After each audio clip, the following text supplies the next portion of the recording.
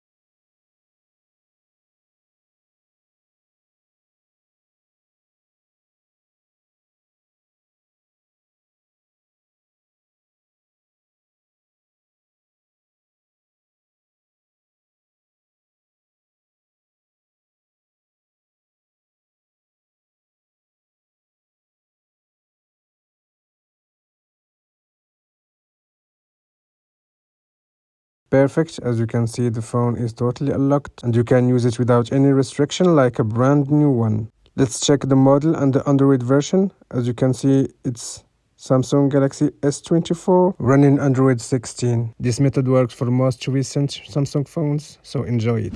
Thank you for watching. Don't forget to share your experience with this method in the comment section. See you in the next one.